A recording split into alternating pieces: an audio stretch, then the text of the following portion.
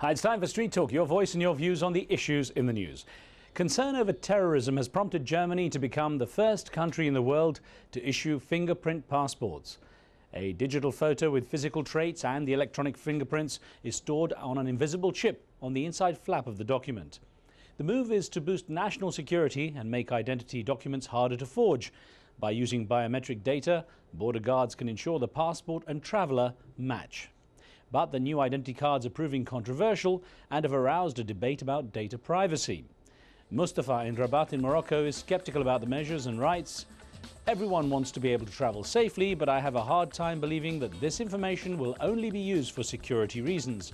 Unless they can guarantee there will be no misuse involved, then they should reconsider issuing these passports." Colleen in Dublin, Ireland doesn't believe such passports are necessary. This is an invasion of privacy and has nothing to do with security. Governments are implementing such measures as a way to collect more information about individuals. However, Mandy in Florida in the US believes this is definitely an issue of security rather than privacy. This measure makes it easier for governments to find terrorists and criminals in general. If you don't have anything to hide, why would this bother you? Now here's something we got in response to a recent question of the week. Aussie Hype from the US sent a video email answer to the question, does the US have a role to play as a world policeman? The question I want to ask is why is the US playing the role as world policeman? Don't we have the United Nations? Isn't the United Nations supposed to be all the leaders coming together in different from each country to help solve problems in the world itself? Why is it the United States is the one that's policing the world? Why are they getting involved? We have our own problems in the United States.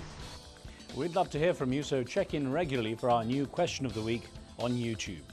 We also received a number of emails on our interview with Brian Eno, the famous British musician and producer who's collaborated with acts such as U2 and Coldplay.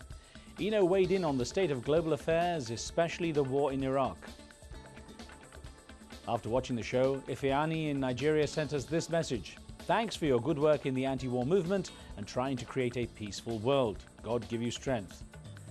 Barry in Johannesburg in South Africa was also impressed by the British music producer and activist.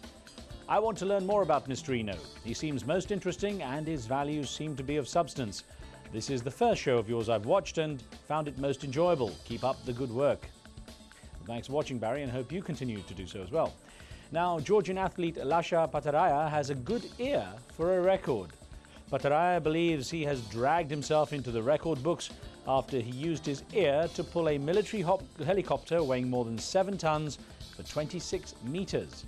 With supporters' cheers ringing in his ears, the 27-year-old strongman tugged the chopper for about 20 seconds. The organizers of the event claim that Pattaraia's achievement was a record-breaking effort, but there's been no official confirmation.